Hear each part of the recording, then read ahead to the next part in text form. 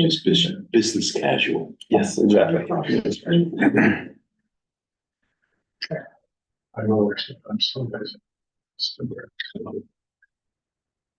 How do you find tough guys? Right. Yeah.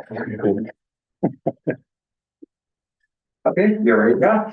Awesome. Welcome everybody to the February 24th, 2025 meeting of the Land Use and Waterfront Committee.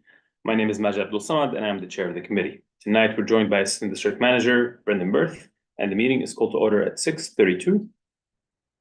As a reminder, New York State law requires all committee members who are not able to attend in person to have their cameras on and their first and last names displayed from the start to the end of the meeting. Members of the public virtually, you can raise your hand or raise any questions using Q&A feature of Zoom. We'll identify you and you'll get to speak. No one's here in person, so we'll skip that part. Tanya volunteered, and I have witnesses. She volunteered to take minutes tonight, and it's much appreciated. Strong arm into it with love and. All right, with that, Brendan, would you mind taking a roll call? Okay, committee members, I will call your name. When your name is called, please say present. I'll announce that there is quorum. Majid Abdul Samad. Present. Tanya Arias. Present. Victoria Benatar. I don't see yet. Jim Collins. Yep. Maya Donahue. Present. Alec Militek. Present. Rich Schmitz. I don't see yet. Larry Shire. Present. Sandra Sherrod. Present. Letty Simon. Present. Susan Steinberg. Present. Gabe Terzo. Present. And James Vera. Present. We have a quorum. Awesome. Thank you. All right, and the agenda for tonight's meeting was distributed ahead of time by the board office and is reflected on the screen before you. If there are any objections, please raise your hand. Seeing none, the agenda is adopted as displayed. All right, also meeting minutes from January 27th meeting were distributed ahead of time by the board office. If there are no objections, we will adopt the minutes as drafted. Again, if you object, please raise your hand. Seeing none, the minutes from January 27th meeting are adopted. They'll soon be available on the CB6 website. Quick 4 ground rules, you know them. No one may speak until granted the floor. Folks here in person, we can just raise your hand. I'll identify you to speak. Folks on Zoom, if you have any question, please raise your hand and I'll identify you to speak as well. We'll all just take turns speaking, so folks watching at home are able to recognize who's saying what. And lastly, the chat function is should not be used for a committee business or questions about agenda topics. All such remarks should be made on the record by raising your hand through Zoom. Chat should only be used to alert us to any technical difficulties you may have, or to state in writing information like an email address that was already stated aloud for the record. And with that, we can jump right in. We have a lot to cover today, but actually all of these are pretty fun things to talk about, starting with continued discussion of the proposed public space for the Water Club site at 500 East 30th Street. Okay. For that, James is picking up. I'm going to give just a quick background. We'll talk about Spark in a second. You all saw City Council voted, Spark passed, and a lot of great things we'll talk about shortly. But one of the great stuff is that the 34th Street parking is now back in consideration for a park, and there are a lot of discussions about it.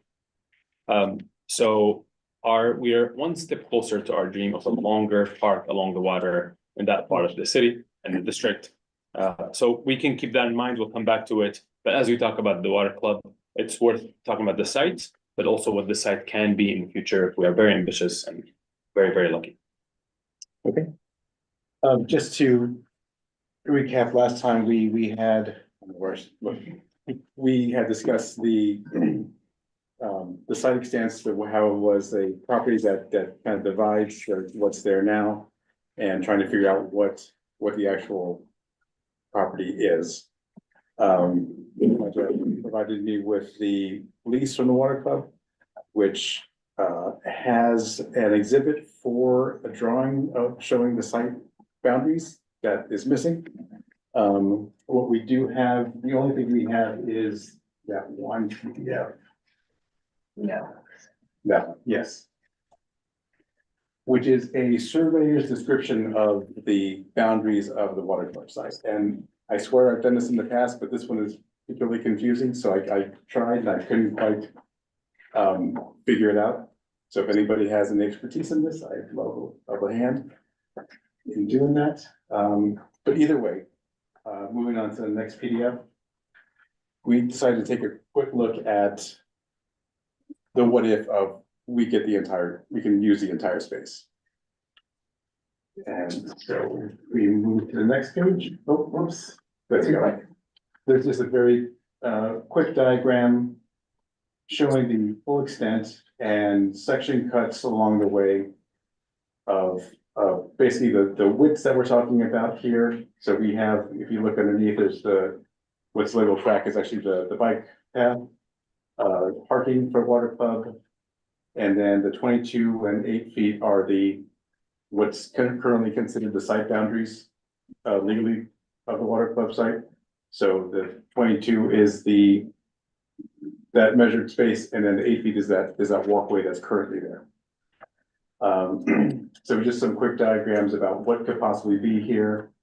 And there's others that are in development, but I didn't have a chance to finish those, or we didn't have a chance to finish them. I'm sorry, could you just orient us a little bit Sure. where we are? So, I'm sorry, so the water club building is right down here. Right, And then this all goes up, that hatched area in red, that's 30. that's heliport. 7?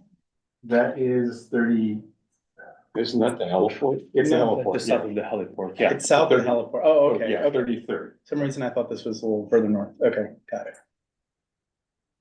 But this gives you some idea graphically of what might be able to happen there. So, bottom is, basic food truck size, people, maybe a little pavilion for food in that area. What a playground, the kind of space that would take, and then something more open exhibits or landscape. And, I think any kind of large scale landscape intervention would have to be at that At the wider part. northern right? end, yes. The northern end, Right. okay. Are we able to zoom in on the first section just to look a little closely? Yeah, let me see if I can do that a bit. No, that might help for people. Let me try something else. They'll just this. Mm-hmm. Is that good? Yes, Mhm. thank you.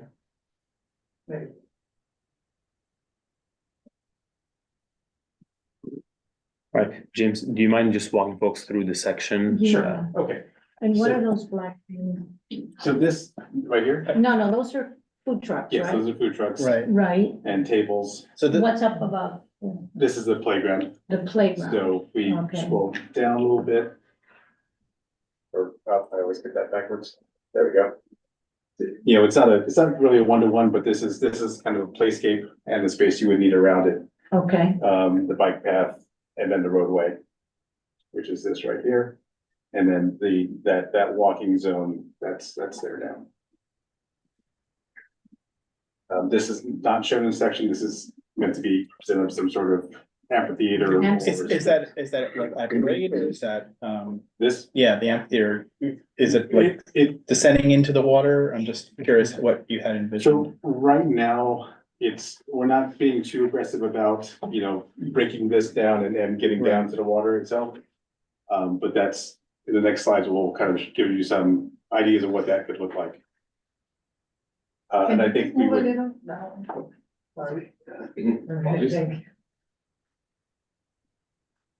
and I don't think we would do an amphitheater style, because that's really not always the most useful thing, but some step seating could just provide views and give the option for performance viewing. so it's just seating, you're proposing just seating instead So of an this amphitheater? This is is not just really a seating, proposal, but this is just sort of how things might fit on the site, just a sense of scale. What a playground, the size of a playground, the size of some seating areas, the size of trees on the site, trucks. So it's Well, really, Yeah, I just gonna say, I love the idea of activating it with multiple types of Yes. uses and kind of bringing Mhm. the water closer. Yeah. Whether or not you're actually touching the water, it's a separate matter, but yeah, like maybe having that as a backdrop to a puppet show or a, musical event, I think that'd be amazing. Yeah, why not an amphitheater? There's plenty of amphitheaters that sit empty all the time. No, an area to sit and perform, or something like. Yeah, But it That could be a requires very multiple specific- use. It Yeah, could be sure. multiple use. If you put it just as an amphitheater, then that's all it can be. right. If you have seating that people could sit there just to look out at the water, and then you're able to put a provisional stage. You know, that when an act occurs, then you have more than one use for Sure, it it. can be a multiple use. A multiple amphitheater. use, Yeah. Yeah. multiple use amphitheater, is that Yeah. what you're saying? Okay. Yeah, because the steps are.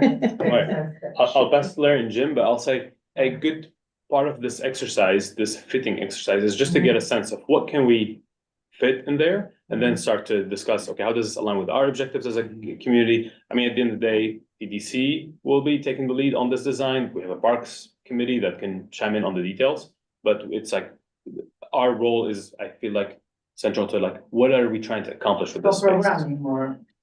Programming our objectives and, but also getting a sense of what's feasible there. Right, and then your comment about multiple things being able to fit here is Yeah, a right. very strong one. I think it's important to keep in mind that what we're starting with is a level of flat parking lot. And that something like an amphitheater requires creating some artificial elevation. Yeah, I was just gonna say it, at Stuyvesant Park, Stuyvesant Cove, at the ferry terminal on Stuyvesant Cove, you have you have kind of an amphitheater but it's not a half circle like that. It's basically parallel to the river, and then the acts perform right parallel to the river. So you wouldn't need to have an active space there all the time. If people could just sit there, have their lunch, look at the Right. river, et cetera, et cetera. Yeah. But the other thing I wanted to suggest is before, and especially, I understand this is just to get the range of things that are available. But have we talked at all about going into a design crush or? Not yet, I think Okay. we're still on this kind of Right. big picture, Right. how. Yeah. Everybody wants to start Because community. I think it would be helpful if we do a design crush that, we get the community to weigh in. Right. Again, with specifics. I do like the multi-purpose use of the idea, but kind of what Larry was saying, I think as we go forward into specifics of if we are going to change the elevation, it has to go up instead of going down towards the water, just because with the changes in the environment and everything, like I don't think that's a great idea for us to ask them to spend money to bring things closer to the water.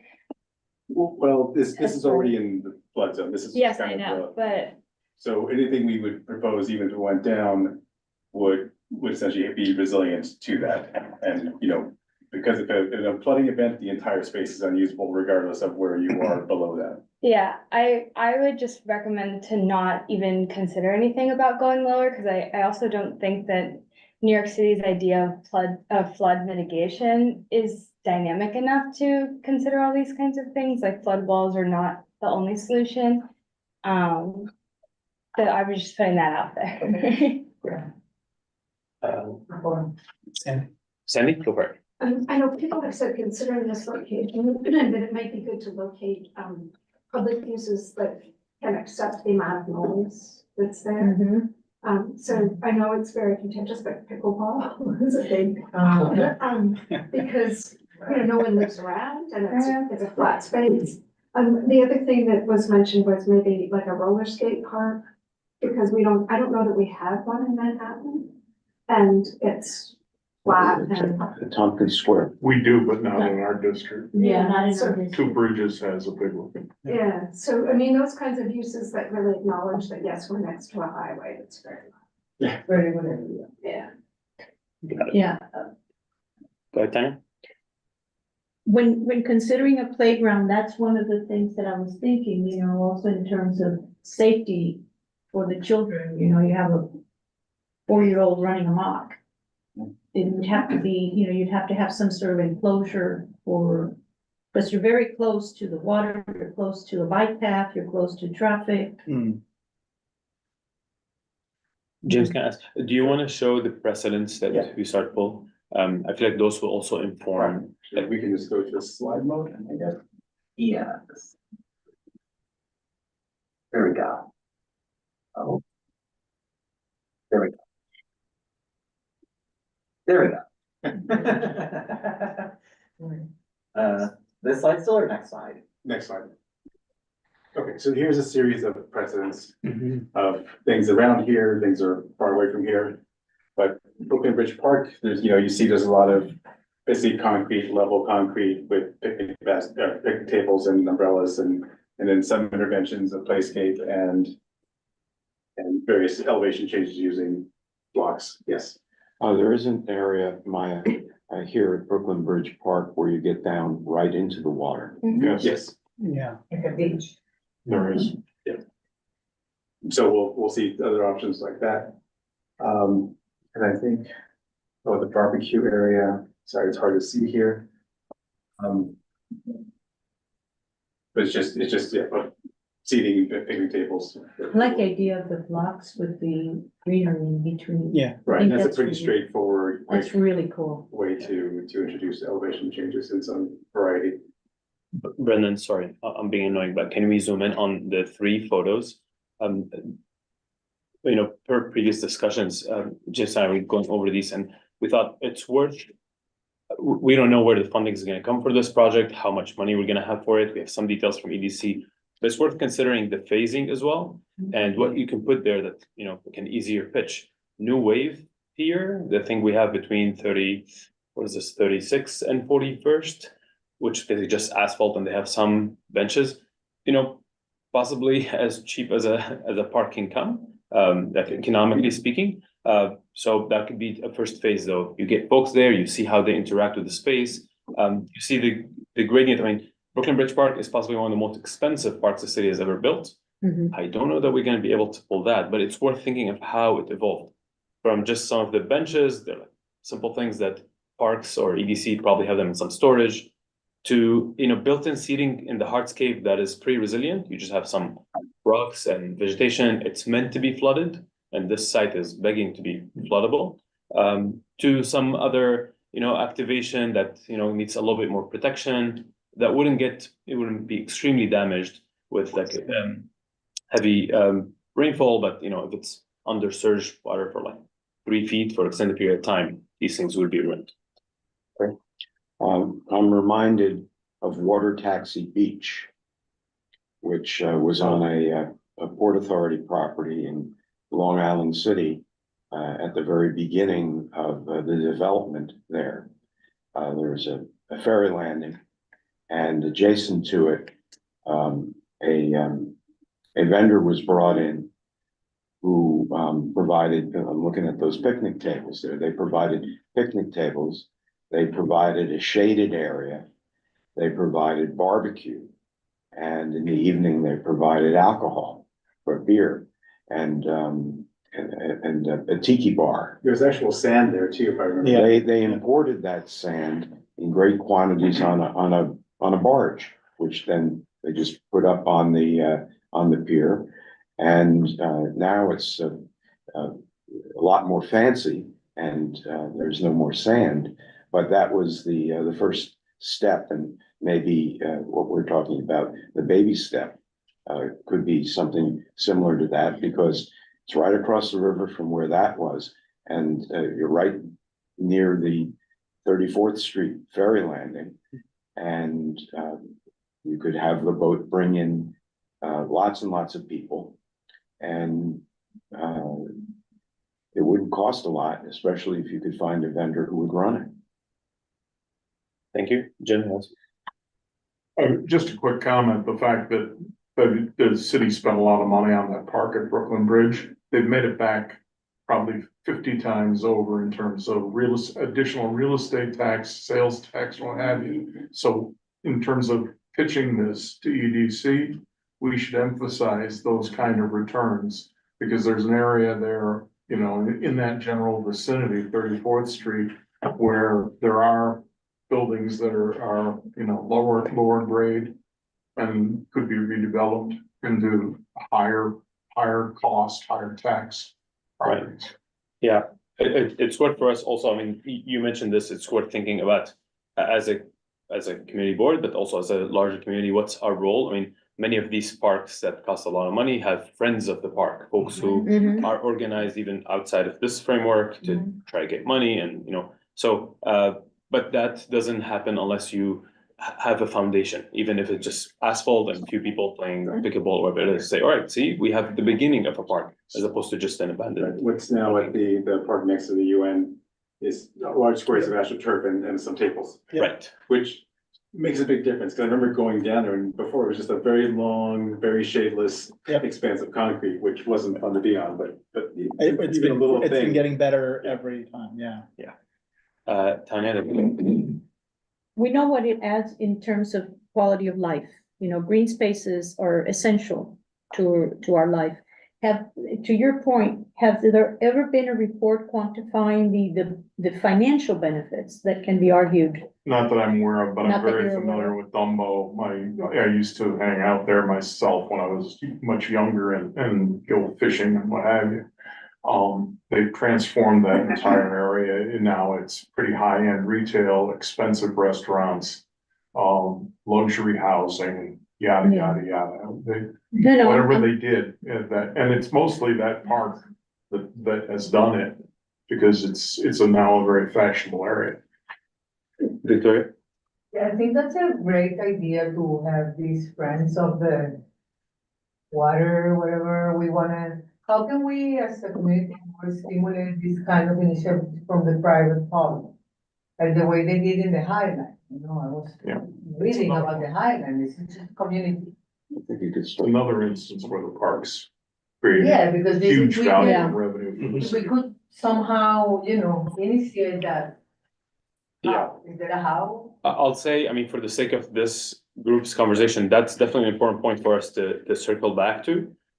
As one of many considerations of what are we asking for? I feel like as EDC, the more organized we are, maybe the more likely EDC is able to engage. But also if we're like 3 steps ahead of them, then be like, no, these guys are just running on their own. So actually, can we go ahead, Maya, and can we see following percents as well? I just wanted to push back on the idea of making this park hyper commercialized and trying to change the neighborhood, because I think it's contrary to our other tasks of like providing affordable housing. And I know it's not gonna be Dumbo in the sense it's next to the FDR, it's different. But I do think we should still be focusing on making this a community park and what Mhm. benefits us in the community versus trying to get everyone from everywhere in the city to come, which is good to bring money into our neighborhood, but also we're like one of the wealthiest districts already. And we have an affordable housing problem, and trying to make everything super nice and hyper fancy and luxurious is going to push out other people for at a very significant rate that is going to be disastrous, I think, to the heart of our community and what we're trying to build this park for. Thank you. I think if we can just keep scrolling, yeah. Okay, yeah, that'll work. So the next one, Pier 26. Can we go back, down to the office, yeah? This way, No, down, right, yes. keep going. Keep on going to the top of the page, there we go. Just this guy, yeah. So I think some of these are similar to our Yeah. condition where, you know, it's really just a flat plate Mhm. right off the water, no access, what can you do there? And so just visually, these are just, you know, what's going on there, some pavilions, some green space, few trees, and it makes a big difference. So, you know, in terms of balancing costs and ambition. We keep going. Yeah, and actually, can I just comment on the shading structure? It's worth also thinking about, I mean, we have open space, we can be inviting artists, architects, whoever, to come help with, you know, some of these shading spaces. One of the images, I don't know if we have it here, from Brooklyn Bridge Park, where, you know, folks play basketball, there they're just these, very simple shading Simple, structures. mhm. Which also would be ideal for being right by a highway where it's super noisy and you have no shading. And that's not a massive infrastructure investment that you cannot rip out 5, 10 years down the road and just move it somewhere else. Well, at the Port Authority piers, those were the head houses, those were for storage.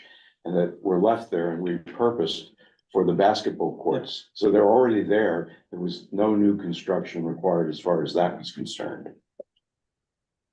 Okay, Karen? Do you remember the open restaurant initiative? Right. And the AIA, they organized this competition, so I don't know if you know, I'm in the board of the AIA, so I could, organize with you guys if you like. The creation of some kind of competition and sponsors, so we can build some of these things. Kind of the Serpentine Gallery in London, since there can be. The Serpentine Gallery in London, each architect every year builds something. It's of course very expensive. We don't have to do that, but it can be something simple. Yeah. Could have. Yeah. Right. Considering that we're gonna be next to the FDR, what are the main mitigating elements that could mitigate some of the noise? Is it mostly the greenery? Is it a sound wall? What could be added to mitigate some of that noise from the FDR? Any ideas? I wonder if there's like berms or something that could be employed so that it adds undulation to the Right. flatness, but also it disperses the sound a little bit. I think it would benefit from really some sort of noise mitigation. We really need to look into that. Because if you have children trying to play there and all you hear is, Right. Cars, Preferably cars, greener or than just people a trying- wall, I would say. I'm sorry, what? Preferably greener than just a wall. I would But, prefer yeah. greenery. Yeah. I mean, it's, Larry and I want the forest there, but Yeah. Well, the elevation of the FDR Drive will take the sound to a different level. Mhm. There needs to be additional sound barrier along the highway that is a consideration. But I think most of that sound is going to be not focused on this area. The only traffic that comes by is on the exit ramp, on the and that's not all that noisy. Right, sound doesn't fall, it just goes up and out. Yeah. Okay. The real noise comes from the heliport. Yeah. I'll just respectfully say that it's really noisy there, really Yeah, unpleasant, noisy, yeah. just respectfly, because I always agree with everything you say, Larry, but Yeah. But there's a It is heliport quite there. noisy. it's really. And that's noisy where there. most of the noise, in my opinion, comes from. It's extremely unpleasant Yeah. there, and these It's unpleasant. examples, I feel are not fair comparisons. To the FDR, I mean, this massive elevated highway, just wondering if you have any examples of like any successful park next to a massive elevated highway. Any example, anywhere in the This is world even. PQE, right? We are groundbreakers here. It's falling apart. It's How to falling survive apart. in the It's just jungle. carefully cropped But out. that everything. EQ is on a different elevation too. But that's a fair point. Like the Brooklyn Bridge Park is right next to the BQE where it comes to triple cantilever. And still noise is a problem there, but given that, there's a lot more distance there, they have the Yeah. large berm, they have a whole street between them. Right, there's But big I distance, completely agree. there's That big will distance continue to be a separating. problem Yes. that we need to Yeah, consider. we have to really have to look into what could be noise mitigation. Right. Maybe some natural elements or maybe some, architectural elements. Do you know of any elements that would be? Yeah, like some Or salt. maybe sandwich something that creates a, chase of air. Greenery, The with noise. hedgerows. And then we put greenery, so Mhm. there are some artificial dome Right, yeah. Maybe I remember sitting up on the, what do they call it, the crow's nest, the upper deck of the barges at the water club. Mhm. And the noise was all from the helicopters. It wasn't the FDR Drive. That was almost painful. Okay, should we go through the rest, scrolling the opposite direction? Scroll up or? Keep going that way. Is that down or is that? That's down. Okay. Where are we? Sorry, go up, okay, 226. 326, yes. I'm actually not very familiar with this. So just examples of. That's a playground. So one thing which is right off the bottom of the screen, maybe you could scroll a little bit further. I've seen multiple things like that bottom left photo where it allows you to still at grade have interaction with the water. Whether it's, I've seen kind of metal grid that you can see through and see the waves passing underneath. In this case, the wooden decking that is very nautical feeling, but also the waters on both sides. And I do think it'd be interesting to figure out ways that it doesn't necessarily have to be an amphitheater that you can walk right into the water, but some ways to bring the water as a feature of the space, because what we haven't had, you know, it's been all of us that have lived in the area or worked in the area. We've had this barrier between the water and us, and now I think it'd be nice to have actual use of. And Right, the cable rail and the Yeah. thinness of that really makes a big difference. Right, and I think that's a design standard that now New York has for most new parks, waterfront parks. That transparency, getting close. I mean, the site currently there's some seating there that when you go around the park, the parking. some It's benching, right? just some benching with some planters. It's pretty heavy. Right, it sort of disengages you from the, Yeah. if you're standing behind that, from getting to the water or seeing the water. Right, yeah, and it's pretty impermeable. You can't just go through it. You have to go from the sides. Okay, in interest of time, should we scroll a little bit more and see more what's here? Gantry also.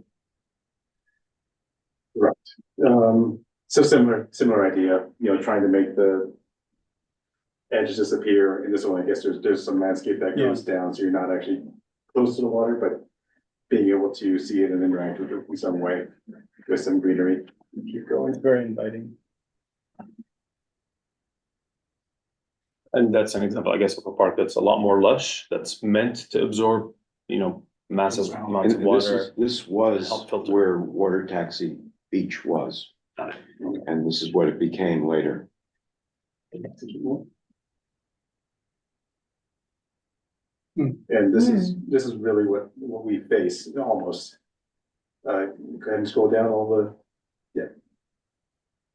And this is, I really love this part. Yeah, that's You can nice. see that. It does a nice job of, you know, grading down to the water, which again, not something we can necessarily do, but there's, you know, these interventions really kind of, you can elevate and then, you know, the railing kind of disappears and you're looking out over the water.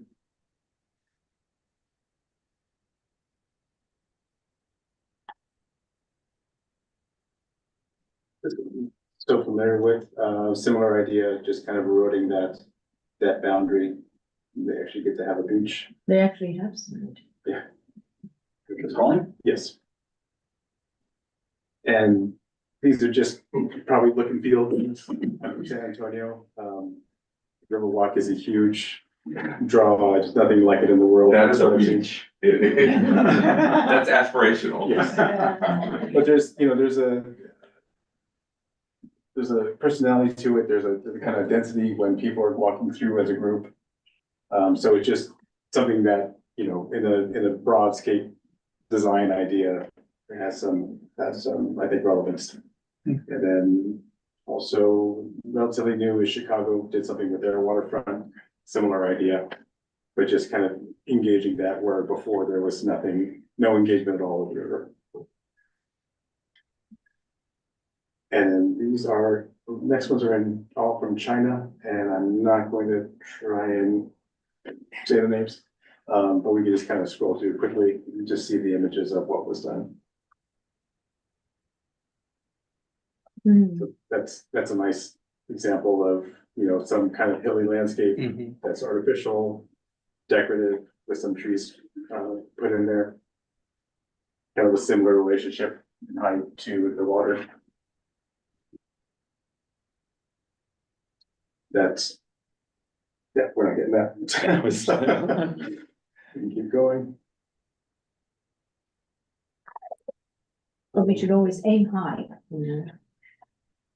And then, you know, we didn't talk too much about, but there's some athletic equipment kind of built into the site too. In a, you know, creative, decorative way.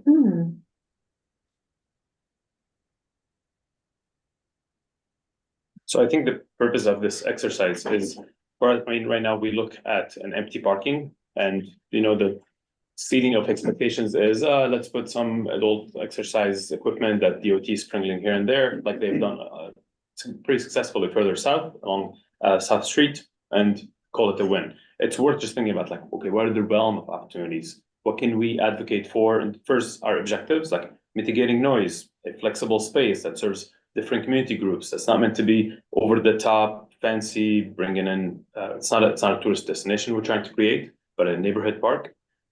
And from there, think of what the phasing that we can advocate for. So it would be wonderful if we arrive somewhere in this top 10 list. But where we start is going to be very different as long as we're covering the objectives, and open for any feedback. But I think a good next step for us, we haven't put out a resolution on this as a group. We put out a letter that shows at a high level what our objectives were. Now that the Spark documentations are out, like a little more detailed what was voted on. There's money that's allocated for the site. A good part of it, close to 50 million, is just to repair, a crumbling bulkhead, the waterfront where the greenway goes. Not much is meant for making a nice park. A lot of this area is untouched. There's a lot that's happening on 34th Street where the parking is. So it's worth us putting out a resolution where we, summarize our objectives, talk about the opportunities, emphasize to EDC that we would like to be part of the discussion, even when the funds allocated are for necessary repairs, like what was the case for the Sky Marina garage. We would still like to be part of it because those repairs are not going to dig up the ground multiple times, and it's pretty sensitive and expensive area to work in. So let's do the work once, even if it's going to be paint afterwards. Let's just think 10 years, 20 years ahead. What are we trying to accomplish? And maybe we'll thank ourselves later. Just real quick, there was last meeting, we talked about the division between the north-south separation of the space where we controlled part of it. I guess DOT or somebody controlled the western portion. Right. Has that been resolved yet? Do we know what the story is there yet? We do not.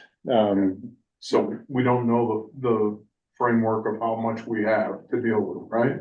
No, and this was, I won't say aspirational, but the precedent of the site boundaries, the water club exceeding those site boundaries is kind of what I'm relying on. And in your presentation, you included the portion that's controlled by DOT. Thought so. All right, thank you. Sandy, is there anything else that's relevant that we should talk about here? EDC will come back to us next month with updates. Sounds like the barge is not really gonna be saved. It's gonna cost a lot just to repair after it goes away. But is there anything else we'd like to touch on, Sandy? Not that I know of, but I think it would be great to have our resolution in place. Yeah. For having fun. That would be very helpful. Okay, Larry and Jim? Yeah, going back to Sandro's point, if there is a need for a bulkhead repair, it's a perfect opportunity to put in place some negative spaces where you could have some bridging, you have some riprap that would be where the waves would come in and you could walk above it. Better than just more concrete. But they did that when the bulkhead was replaced in East River Park, which is now all going to be buried, back in around 25 years ago. Got it. If you remember walking through there, just remember those places. Jim? I just want to throw it out. What if we sank the barge and made landfill out of it? Just keep it in your back of your mind. I just wanted to throw that out. Does I anyone don't know know the the depth depth of the there. river at The that Army point? Corps wouldn't let that. Yeah, I don't think that. No? I don't know that, but I know that it's one of the fastest running rivers in the continent. Yeah. So, Yeah. There are no bad ideas, Jim, not in this environment. all right, Victor? We would I blow like up the bridge. your idea of when we write the resolution, we write in like 5 years, 10 years, 20 years, and how we envision it in the future. We could like trace the road map towards that. I don't know if it's too ambitious, but I like that thought. Yeah, I mean, even if we're not detailing what 25 years looks like from now, at least we can listen our vision. Yeah. So maybe we need to vote on writing a resolution, but I'm gonna suggest what the resolution is. And that is summarizing our objectives for the process, to be involved in the design process, even in the early stages when there are repairs and no actual active design. The vision, what we talked about from community activation, noise mitigation, figuring out views, the resiliency of the site and the neighborhood that it's in. And lastly, the precedents, where we can just refer to them, refer to what DOT, ETC, New York in general has done on other sites, talk about the phasing and how we see the site as a, evolving as opposed to just one thing, bring all the money, do it and walk away. Cindy? I pulled up the letter from, the EDC, and it says the construction on the East Midtown substructure is anticipated to start by the end of 2025 and is expected to be completed in the spring of 2027. So that's the sort of time frame. And, during the construction, they will assess the water club building and scope of repairs needed to prepare the asset for future use and consult with the community. So they are definitely looking for something that will produce some income for the city in conjunction with our goals of having public space. Yeah. Can you send that to me? Yeah, I think we sent it Did you? to the whole, I thought we sent it to the whole community. This is in the Spark document. Did we circulated this?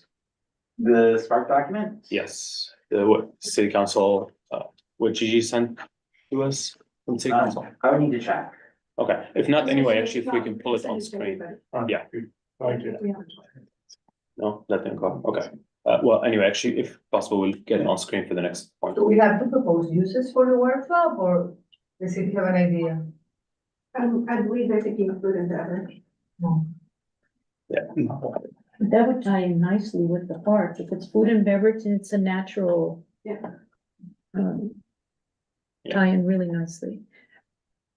Who does the final design? We're going to do a resolution proposing, the possible uses of it, but the final design is what, Parks Department? EDC will be doing the 34th Street lot. This lot is probably there are gonna be some negotiations because there are multiple agencies involved. Parks has to be part of it. I'm learning that it costs differently depending on which agency is working on it, which is crazy. So I think it's the repair, just to be clear. EDC is doing the repair. The repair. on Fourth Street. Right? the 34th, yeah. They will, I believe they'll prepare the site. And then Parks comes in. Do we have any voice or vote on the final look of it, or we just hope for the best? We should, that's in part why we're putting out this We need to resolution. put that in the Ask resolution. that we are part of that Yeah. decision. Okay, do we need, You don't need a vote just to agree to draft a resolution. all right, then that's something we will draft. We do need a volunteer though. Legally, we need a volunteer to draft this. So whoever has capacity, I'm happy to share notes. And we have a lot of notes, actually. Would you like to take a stab at it? Thank you so much. I'll be happy to help. Sure. I'd love to help. Awesome. So James and Sandra.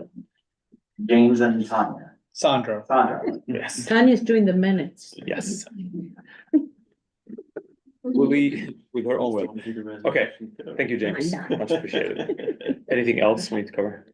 When do we want that done? Next meeting? Or- I mean, since this is something we vote on in full board directly, Well, when do you need to have something in hand for a conversation? I think we can wait to discuss it the next meeting. Okay. Then we'll go to full board after that. Our letter is pretty clear, I think, that we want to be involved, so. I think we want, a more robust resolution. okay, then we'll have it to vote on next meeting. Okay. Perfect. All right, with that, moving on to follow-up discussions on the final city council approval of Spark, Gibbs Bay, and the traffic implications, impacts expected the result of the new development. Now that was as well circulated, the EIS. Get the correct document. There are a lot of documents tonight. There we go. There's statement of findings specifically. Right, and I'll preface, and Alec, if it's okay, I'll turn to you for any feedback you have from having reviewed. Recapping what Spark is gonna be, there's a lot of community wins. There's of education, expanded programming, the 3K seats we asked for, a lot more there. Open space, the design, the 34 4th Street parking, currently owned by NYU, possibly becoming a park, open space. Programming, additional, the housing point, obviously we didn't get an actual housing on the site, but we got commitment from DCP for zoning study and understanding opportunities for zoning for housing in our district. So that's an exciting thing that they'll come and present on next month, and they'll say it way more eloquently than I have. Ground floor activation also was a win. So there's a lot that's great for us to be happy about from all our advocacy. But traffic implications is still the singular unresolved issue, including the number of intersections that will have adverse effects because of this project, with all the parking, with all congestion pricing, despite all of that. So with that, Alec, you got a chance to look through the document. Do you have any? Yeah, I mean, it identified a fair number of intersections where there's the potential for impacts, which are common in EISs. I mean, it's in the name, environmental impact statement. And it's also common to have impacts without mitigating them. However, I'm not a transportation planner, so my background is in environmental planning, but I've always worked with transportation planners, but I have never worked on a project that has had this many impacts to this many intersections. Some can be mitigated with signal timing or street widening, depending on the kind of impact. But yeah, I mean, it's a large project and it's introducing a large number of uses. And it's really interesting. I mean, they are trying to mitigate some of them, and a few of them will be mitigated. I think they identified 23 and they can mitigate impacts to, what is it, 3, 8, something like that. But they can't mitigate all the impacts. Well, one of the reasons why we were advocating for resident student housing is that it would create a 24-hour campus, and it would spread out over time a lot of those impacts. I don't think so. There are different planning factors that go behind. For example, in environmental assessments, there are different planning factors that go into schools, right? There are different transportation factors that go into the number of students that arrive during the peak hours, which are before school hours. I'm not Well, sure. if you have a night session, that would spread out the number of students that are at any one time, for example. Sure, right. I mean, it could. I wouldn't know what those planning factors would be, but yeah, I would imagine that it would be, or it could be different. And this is all vehicular traffic, individual The cars, impacts- individual automobiles, not buses, not pedestrian traffic. This was the transportation impact, so it was for all vehicles. For everything, Mhm. okay. Jim? And also, you'd mentioned the construction impact. There's. Right. Right. There's gonna be like 3,200, I forget the exact number, 3,000 permanent workers just at Spark. But there's also going to be an additional 12,000 working on the construction piece. And then we've got the thing across the street, I mean, what do they call it? Innovation. Imagine. Right, and because construction is a temporary, I guess, a temporary thing.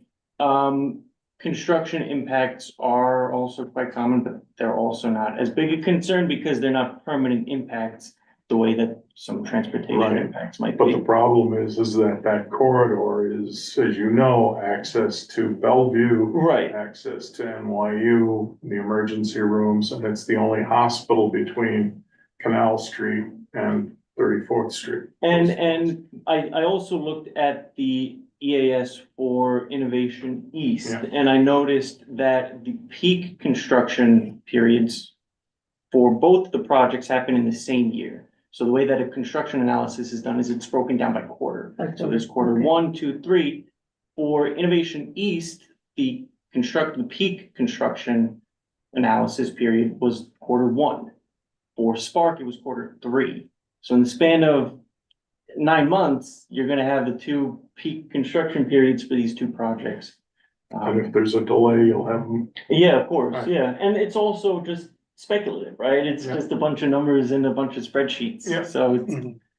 you know. Are they accounting for, is each project accounting for the other project? And are they both accounting for congestion Yes, pricing? they are, yeah. So the way that it works is you have a no action scenario, and the no action scenario accounts for all the future developments that will happen without the project. So it accounts for Innovation East plus whatever developments might occur. Then you have the with action scenario, which accounts for those same developments plus the Spark project. Got it. Okay, and does it account for congestion pricing? I didn't see that in the It's assessment. interesting, yeah, because it has made a big difference from what I heard today, What's that? What's made? congestion pricing. Right, Larry, then I'm curious to hear from Barack. Well, this is something that Gabe and I both think is a huge mitigation. It won't happen immediately, but it really should be mentioned, and that is the construction of phase 3 of the Second Avenue subway, which has stations planned for 23rd Street and 34th Street. Yeah, this is a great point, and the capital plan for, and then I just went to the capital plan tonight for MTA, and it's in the budget to study this, the third phase of the Second Avenue. So if that happens in my lifetime, I will be ecstatic. I think that's enough of a hook to put that into this. Yeah. Well, the build year for this project is 2031, so I think that when or if phase 3 is ever completed, it would be significantly after 2030. But it will help. And if Some there are point. other projects, it will also help them as well. Sure. We're living here now. All right, as far as mitigating now, we're speaking about possibly having a shuttle bus that comes over from the Lexington Avenue 28th Street station, as well as possibly the 23rd Street station, which has the M23 bus route. I think, increasing the frequency of the First Avenue and Second Avenue buses is gonna be key. It's all First Yes. Avenue and Second Avenue. Mm. So that is gonna be key. And there's an SBS stop at 25th Street right there. Yeah, and I think, to your point, I think a lot of suburban people will come here and they'll come to Grand Central and Penn Station. Yeah. And, having good ways from Grand Central and Penn Station, get there, maybe even rerouting bus routes to specifically kind of go in this direction. And Which maybe even the I ferry. think is something that we can take up in the transportation committee. Yeah, so obviously this is gonna be in transportation's world, but it's, you know, as we were starting to talk about it, say, not just the design of the public realm, not just, you know, how are we gonna make these series of intersections, you know, not held for pedestrians, cyclists to go through, but also, you know, the implications, taking examples from other large employment centers that opened, like Brooklyn Navy Yard, that they themselves had to set funds aside for shuttles that service Mhm. Brooklyn Navy Yard and go out to Right. the largest stations in the area. Mhm. Those are like 2-3 mile loop, Mhm. but it does not replace what MTA is doing. It does not replace the bus system, the redesign of streets to allow for bikeways and all that stuff. So yeah, that's just, I feel like as far as this committee is concerned, we'll just, you know, put this out there, and maybe come attend your discussions and see if we can, go ahead. I have one last item that we've discussed at length and Transportation Committee has also discussed. And it's something that's included in the project, and that is the rebuild of the 25th Street pedestrian bridge. And that's going to include space for bicyclists. And in addition to that, we've been talking about, some of the members of the Transportation, Barack and Jason, were looking at the crosswalk, which crosses 25th Street, right where people are exiting from the FDR Drive and going west. And if it was going to be at all possible, and this is the time to do it, have that bridge go across 25th Street from the north sidewalk to the south sidewalk to allow people to cross there as an alternative to that crosswalk. And I've also made the suggestion of also having an entrance at the second level of the Spark campus at the level of the bridge, so that people can go from Waterside directly in without having to go down to the ground before that. Right. Any last thoughts on this topic before we move on? Tanya? And I think there's a question possibly for Barack, and for you as well. In that study, was there any mention of the possibility of the MTA getting involved in adding new buses, new bus routes? That was not in the discussion, but they said they evaluate it every 3 months. They're kind of hard to believe because there's so many bus routes, but they said they do it every 3 months, but they probably don't even know. Probably never even heard of Spark, to be honest with you. Really? Yeah, I mean, they have huge projects all over the city. Right. So I think passing a resolution notifying them that this is coming. Why don't we do that? And that we, you know, and come up with all the different ways the transit people get here, I think is gonna be key, because I'm pretty confident that they don't really know much about it, because there's casino going on in Queens, there's, you know, massive things happening all over the city, huge residential buildings going up. Yeah. So maybe it would be worth it for the Transportation Committee to make a resolution to MTA. Yeah, hopefully we can consider- do that for April. Okay. The draft resolution includes language requesting a comprehensive traffic study for the entire area, considering the construction, what have you. And we should include that as part of our expense budget priorities. Right. Yeah. So. Okay. Are we good with the reso, or? Well, we are not putting out a reso for this. I thought that was the. You wrote one, right? Yeah, I wrote one. We wrote the one that On you're commenting transportation. on transportation. Right. Are we putting this on our own? Sorry, I'm missing it. Or we can try to join forces. And I would do joint. I would do it. Jim joint. has already written something Right. that could be utilized. And I mean, it's just, our committee's familiar with the concerns, so however we want to, our committee, this. But budget priorities are coming up very shortly, so Yes. that's an important consideration. So actually, let's talk about this in a minute when we get to budget requests in our agenda. I'm gonna move us to the third point, but on this, then we said this is gonna be a joint resolution, so we pass it to transportation. Yeah. And have joint forces. Yeah, transport. Yes. Yeah, okay. Do you have this? No, I don't think he haven't has seen this it, yet. but yeah. Great. All right, thank you all. Next point we're discussing here is strategies to enhance POPs, privately owned public spaces in Manhattan. We've already had work done on this. Gabe is picking this up and can give a quick refresher. A very quick Yes. refresher. Thank you. So I think most of us were in here for Missy Quick's presentation, but privately owned public spaces, as you know, we have famously short on public space here in CB6, but we have 20% of all the POPs in the city. So we are well positioned to be this community board in the city leading the charge on this. POP is an incentive for the building, they get more floor space, but there's an incentive mismatch. So oftentimes these POPs are not well maintained. They don't provide the benefits that were promised to us. And there's a kind of a secondary problem is that the parks are mismatched to the needs of the community more broadly. So there's kind of generally speaking, two prongs of action going forward. That we can kind of formalize and institutionalize as something we're working on in the future, but we want to kind of ID bad actors or pops that are not providing what was promised to us in this district, and that's something that can be cataloged by people, and it's probably something people already have an idea of. You may already say that's a pop. I mean, there's one famously on 31st Street where like that was a pop. I'm sure there's others that are not living up to the expectations.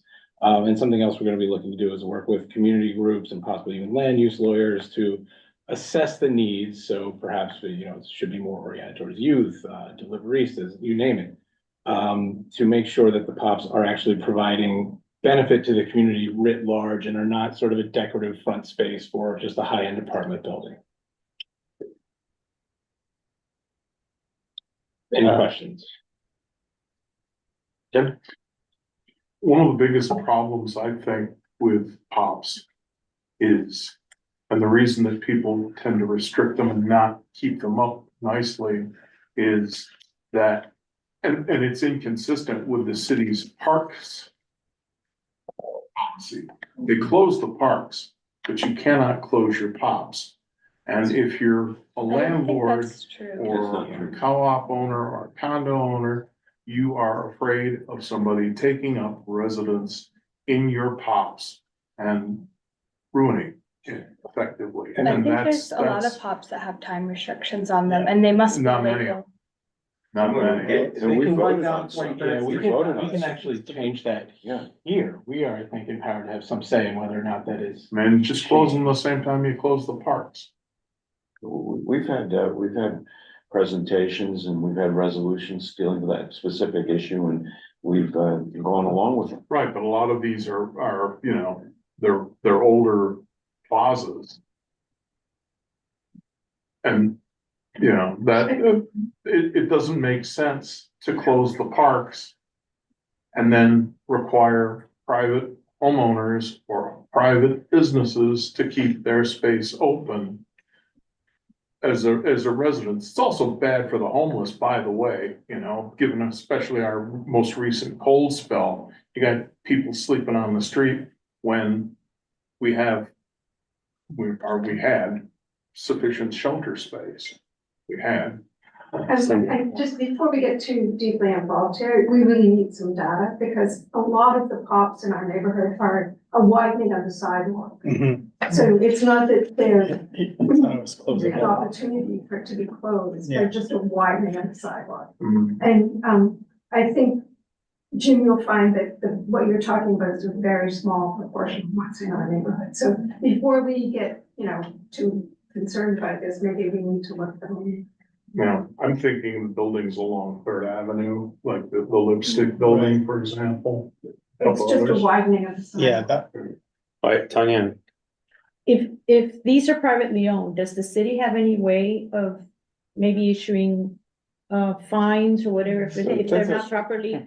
That's a great question, and what we found is there's just a huge mismatch. There's CODB, right? Like the fines are minuscule compared to like, they still benefit from violating the pops in their mind. Right, they're not sufficiently onerous to, because I know in front of a building, if you're not maintaining the front of your building, you're gonna get a violation, you're gonna get all kinds of fines and such, so perhaps that should be something that should be considered, is what is the incentive to maintain? I think aligning the incentives is very much on the radar, Good, okay. Well, my thought was on the same line.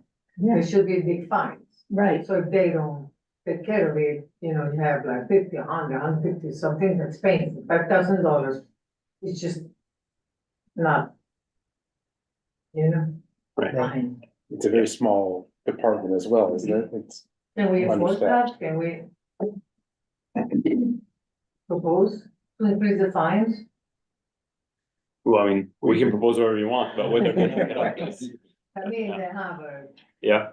My, I had a question if we're also looking to better align the incentives. I know there's only so much you can do for ones that already exist, but for new ones that want to be proposed, I do think they are a good idea, like the Parks Department only has so much capacity and we can't ask for infinite number of parks, and so this is a good program, but I also think it's not egregious to put a lot of burden onto the privately owned organizations that own the building because they're getting a massive incentive to build these course. super tall buildings. So I think if we put pressure to put more green space, to make it more than just a sidewalk widening, a place that's actually nice, like put non-hostile benches, or honestly, I think that they close too early a lot in the ones around where I live. And there's only one nice one that I can think of, and it's a through street, and they have two nice buildings.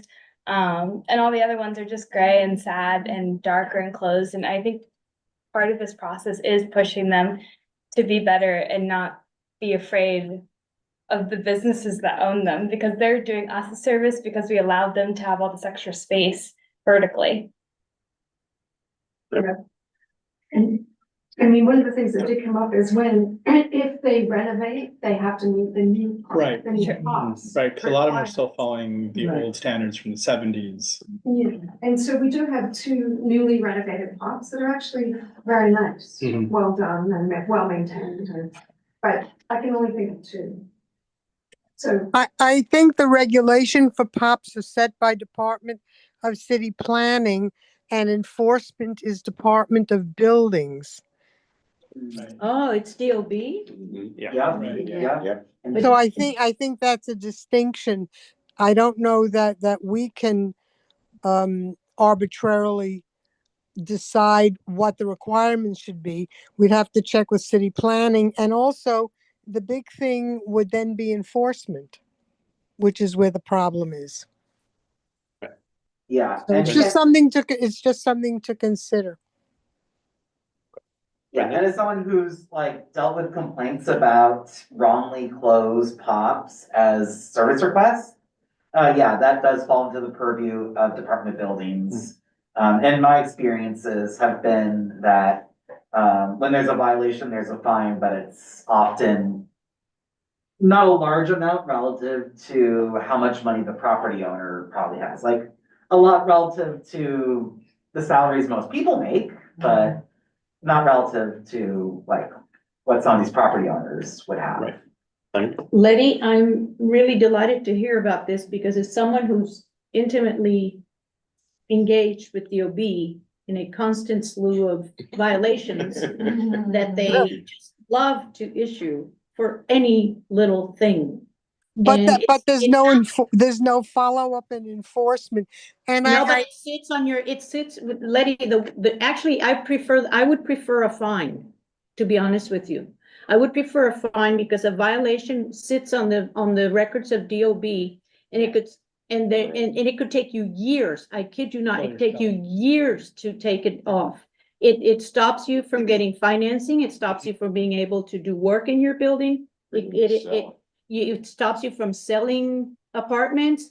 A DOB violation is a fate worse than death. I'd rather get a fine for $2,000 than a DOB violation. So you think we should be putting DOB violations on Yeah, bad pop? that's what I'm talking about, enforcement. You know, the main thing is that enforcement is getting somebody out there to inspect it and to write a violation. That's the first thing. And the other thing I would question, and maybe Brendan, you can answer this. If we spot a violation of major or minor import, is it possible to call that into 311? Because if it's called into 311, they do have to send somebody, and so maybe those are things that we could advise the community to do. Yep. In terms of our advocacy. Yeah. I'm shaking my head yes over here, yeah. In fact, I'm on the 311 page for POPs right now, which says that you can report a POPs that is poorly maintained, is not open to the public during posted hours, has missing or damaged amenities. So, yes. But for folks at home who are missing this, people are high-fiving. And the whole thing is enforcement. You got to get somebody out there. We could try 311. Let the minutes show. Can we extract this from the database in a way that's meaningful, like to have a repository that is kind of ours to work from, I wonder? Yeah. We all have so much capacity, let's do that. So actually, Buildings, You mean the 311 complaints? something like that? Yeah, like a kind of a running tally of the. I don't know. Gabe, we could start with the 311 complaints, we can pull those. Yeah. Yeah, um, see the problem child's first. were you able to get hold of, Missy's, booklets? I think they're sitting right there. Or do we have a digital version? can We have pull? the digital version was sent out, before the meeting. Yes. Yeah, you can replace, like this. And don't the original pops have to comply with the upgraded requirements? Or are they grandfathered where they were when they were granted? Well, yeah, I think they're stuck with the contracts that they have with the city until there's a thing that forces them to update.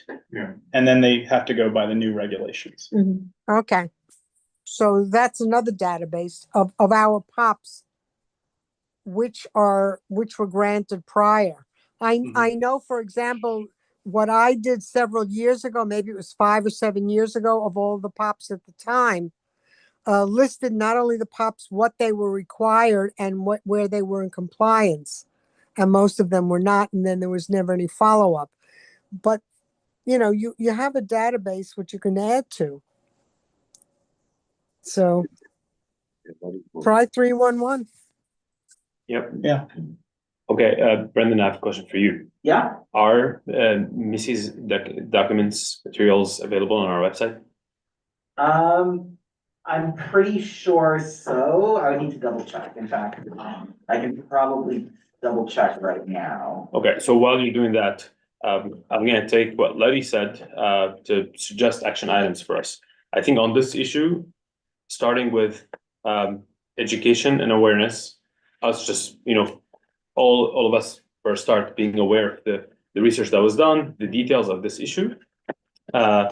Next, taking it to raising awareness in our groups, just identifying pops. I feel like all of us live within 2 or 3 blocks from the pops, and pulled up a map earlier. So it's really worth first spotting them, like starting to train ourselves to like recognize where they are. And third is moving into action. That's advocacy. Us actively, submitting complaints to 311, advocating for others to do the same in our circles, and eventually doing outreach to DCP, to DOB, to just elevate this issue, ask for more, more follow-up from them. The violations, that if that penalty fee, $5,000 that they can pay, and it's like accounting rounding error for them. I feel like that is one course of action for us to, move the needle on this topic. Is there any way to motivate our city council people to have a hearing at some point when we have sufficient data to share with them? With the goal of raising awareness of the issue with real numbers. Sure, if there's a legislative, I think in order to have a hearing, you have to have some kind of legislative intent, don't you?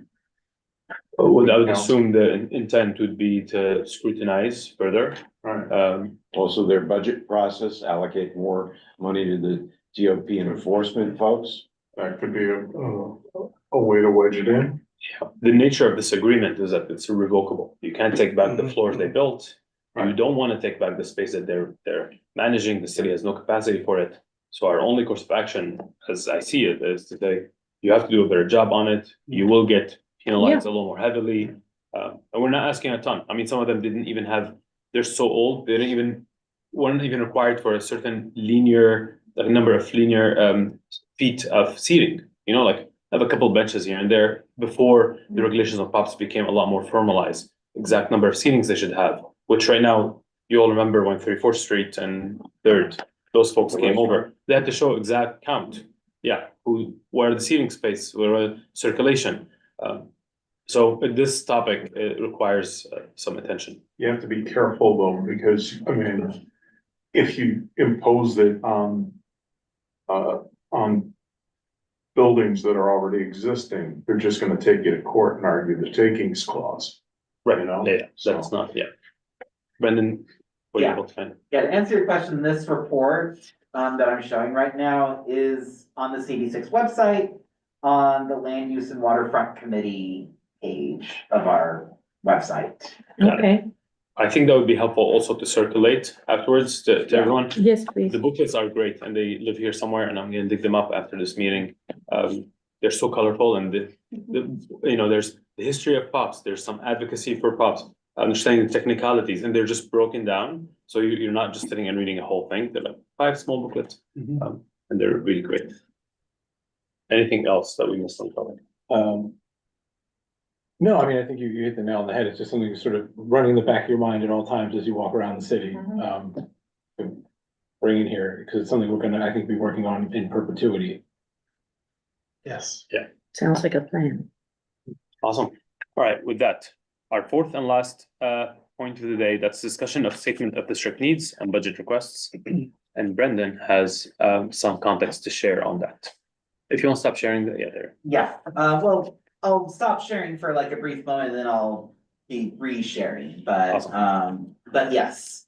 Yeah, I wanted to give some introductory remarks on this statement of district needs, portion in particular, which y'all might not be as familiar with as the budget request portion.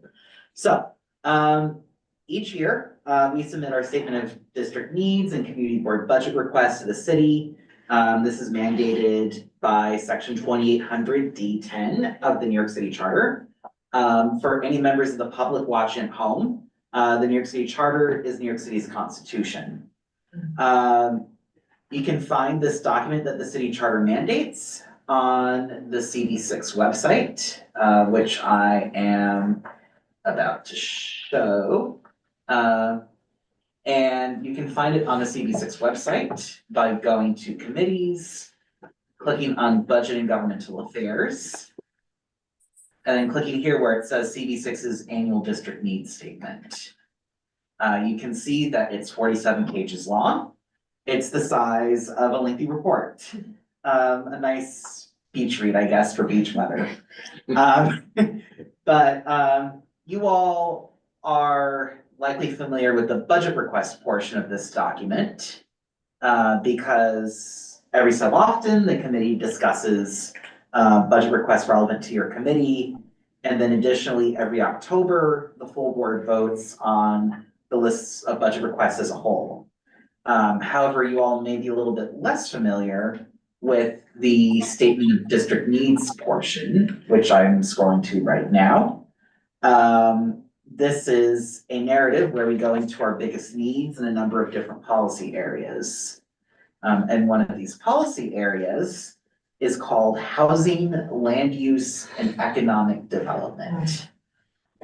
In recent months, the office has found that the housing, land use, and economic development portion of the statement of district needs is outdated, and should be revised so as to reflect the current conditions in our district. A few examples showing that this could use an update. There are references to a proposed DSNY garage on East 26th Street, east of First Avenue. Kill that Which- puppy. Yeah, not so much the case anymore. Yeah. How old is this document? Several years old at least, because there's no mention of Spark or Innovation East. Like 26th Street east of First Avenue, that's over like. The sanitation department basically wanted to build the Pentagon at the old Brookdale. Yeah, yeah. Their Pentagon. Yeah, what Jim says, so, yeah, like some of the members who have, yeah, so some of the members who've been around a number of years, would understand. That was like 5 years ago. So that's one example. Another example is, that's not what I wanted to do. Another example is there are references to like a new children's hospital at East 34th Street and First Avenue, which from what I've read was built several years ago. It opened in 2016, 2017. Yeah, Oh, wow. yeah, around then. And one other example I'll highlight is there's a reference here to fiscal year 2022, and one that no less talks about the esplanade between East 53rd and East 61st Streets being under construction. So That opened This 2 was years ago. our last year's budget request? this, It's not the this budget. is. Those are the neighbors. This is the statement of community district needs for this section that we've been submitting to the city. So this is what we submitted last year. Oh, It needs care and feeding. And yet it has these portions, like what I'm highlighting, that could use some updating. And I'm, Like maybe to use a full it read. definitely needs. Yeah. yeah, So this is at least 5 years old. It's that's fiscal what year. I'm, No, they mentioned 22. But they prepared in 21 for 22. Yeah, I'm- So it would have to be from 2021. yeah, I'm realistically.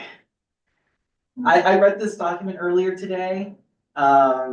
My guess is that it's a mishmash of things, that there are some things that are 4 or 5 years old. Okay. That there are some things that are even older than that, like the references to, like the Children's Hospital at NYU Langone. That's probably even older. So it's probably a mishmash of things that have been written over the years.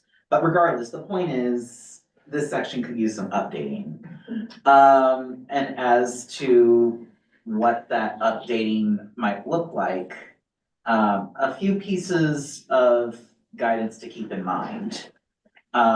First, the first thing is that the city wants us to select what we consider to be the most important issue for housing, land use, and economic development. We have to select one of these items from this list. Just one? Yeah, just one. I mean, more than one might be important, but we have to select one of these. That's what the city wants. And then once we select which of these items is the most important issue, we need to go into a little narrative explaining why we think that particular issue is the most important issue. I should note that whatever we select as the most important issue for this policy area, we'll need this committee's input as well as the Housing and Homelessness Committee's input. The reason for that being that some of these issues, as you can see, have a very heavy housing and homelessness tie-in, including affordable housing creation, which is our current pick. That was what we selected the last time we worked on this document. Land use and zoning is kind of Yeah, Yeah. that's. Brendan, can you break those up into economic development, land use, and housing so you can have issues for each of them? Unfortunately, like, this is how the city breaks it down. Oh, and- okay. Okay, thank you. Yeah, I mean, I definitely hear you, Letty, Yeah. and I wish we had the power to break it down in a more granular manner. That explains it. Thank you. Like if I had the power, then we'd be able to break it down like by individual committees as much as possible, but. I'm alas. sure when you become mayor, you will do that. So thank you. The I never future is in your hands. I hear there's an opening I'll- coming up. I'll win the lottery before I become mayor. I don't mean to disrupt the meeting, but it was called for. Anyway, before I get too off topic.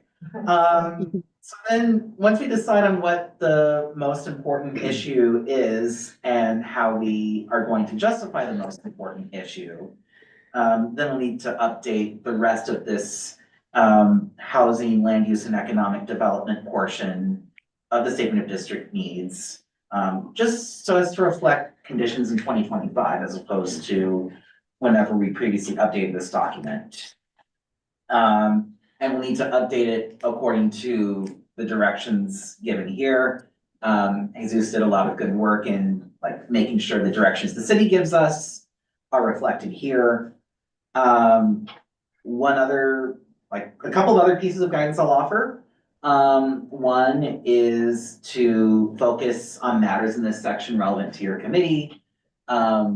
some sections like needs for housing are a little bit more relevant to housing and homelessness, but obviously, you know, things like zoning and other elements of land use and issues with housing can be intertwined. So, you know, while certain sections might be more relevant to the housing committee, you know, even those sections I think are worth at least looking at.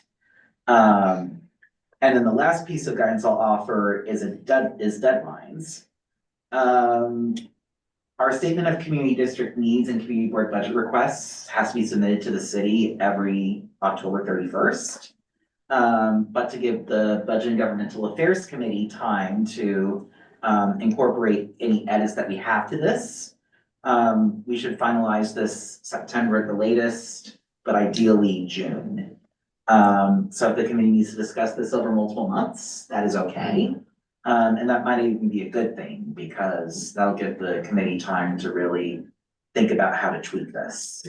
So yeah, those are my remarks. Feel free to ask questions. Is this a document that the office prepares or that we as a committee needs to? As a committee. As a committee? Yeah. Okay. Yeah, I mean, ultimately, the office submits the document, but it's really for the committee to prepare. Okay.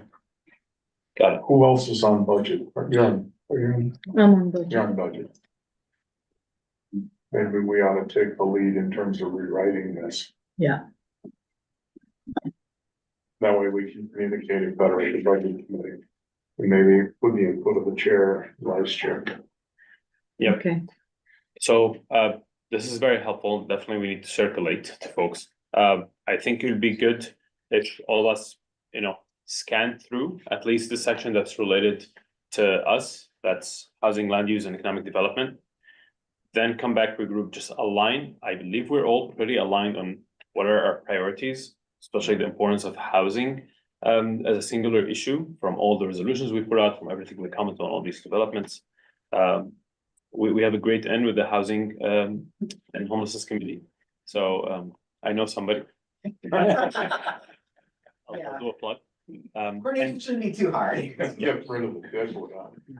So maybe this is something we pick up next time we meet. Yeah. And we can talk about, okay, who can take a lead on it in refining the text before we all, some have to vote or we don't have to vote on that. Well, that makes real sense. Next Yeah, month, right? Yeah, you don't have to vote on it. But that makes real sense. This, to have this it just has to lined be up and redraft this, we gotta clear out This the is what we deadwood. picked out. Right. Exactly. Yeah. But it should align to our current set of. Say priorities. again? It should align to our current set of priorities, Yeah. right? in policy. Yeah. So we need to, I'm a little confused. Each committee picks something that's important to them, or there's just one thing that's important? So each section has, it used to be that it was a completely free-form narrative and all the boards wrote their own, what we thought was important based on all the different resolutions we passed Right. recently. A few years ago, I can't remember which year, they decided to standardize the structure of it so that there's a format literally that they have to copy paste into. So that all the community boards submitted in the same format. I guess it's easier for the city Makes sense. to analyze it and make sense of it. So they give us certain things that we have to choose in different arenas, and the housing and land use is kind of one of the broad ones. So these are the things that they consider in housing and land use kind of auspices, and we have to choose what's the most important thing, and then also explain, our rationale. But that really should be informed by our previous resolutions and policy statements. It's not like we're coming up with something new. And budget requests as well. Yeah. How much it was, Yeah. okay. Okay, so this is a very long list of individual categories. Do we have a minimum or a maximum number to submit? Maximum, Well, well, you have, That's you my have to question. you select have to one. select one, a maximum of one.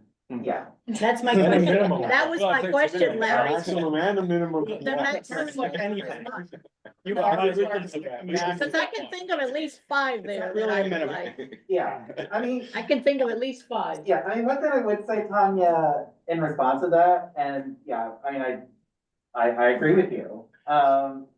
Is like, even though there's only one of this bunch we can select, this like third task where we say anything else we want to say about housing, land use and economic development. Like if there's stuff among the other four that are important, this like some of these sections might be a good place to Perfect. bring those up. Yeah. So, Okay. Yeah. Thank you for that. Thank you. We will Thank also you. circulate this. So I have a list of things we're gonna circulate this time.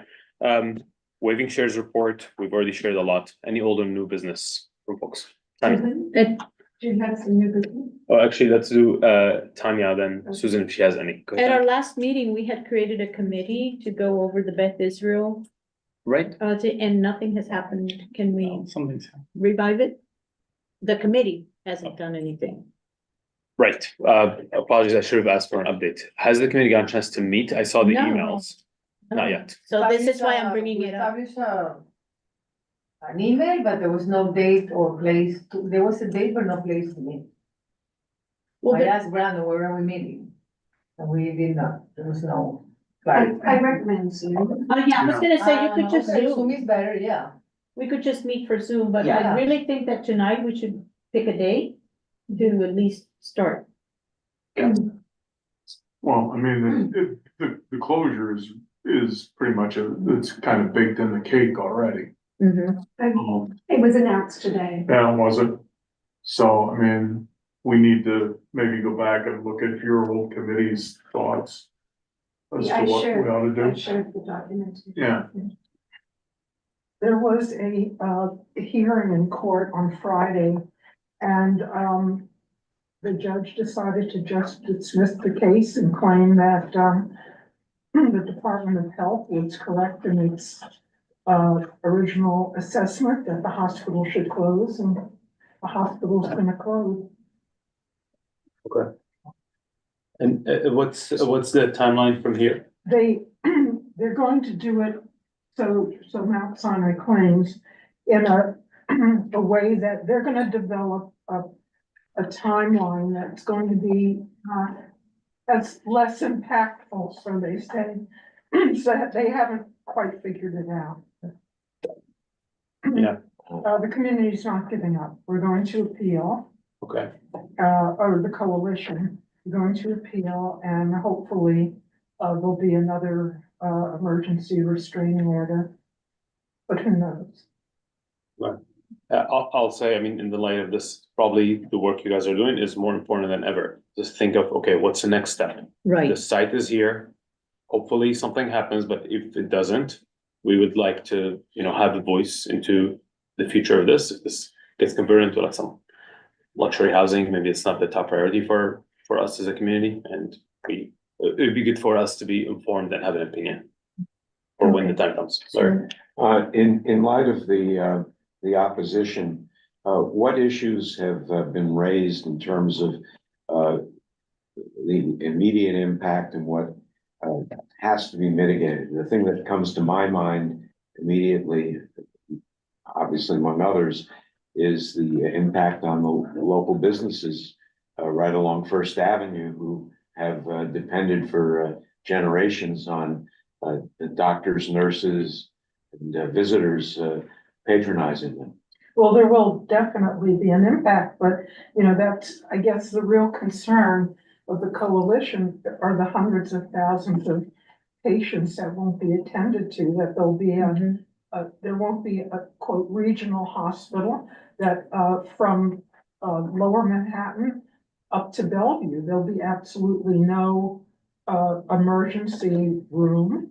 Now, apparently, Mount Sinai is going to build an urgent care center on the eye and ear hospital site, and it's going to have some scanning capability. There'll be an MRI, et cetera, but it won't be a true emergency room.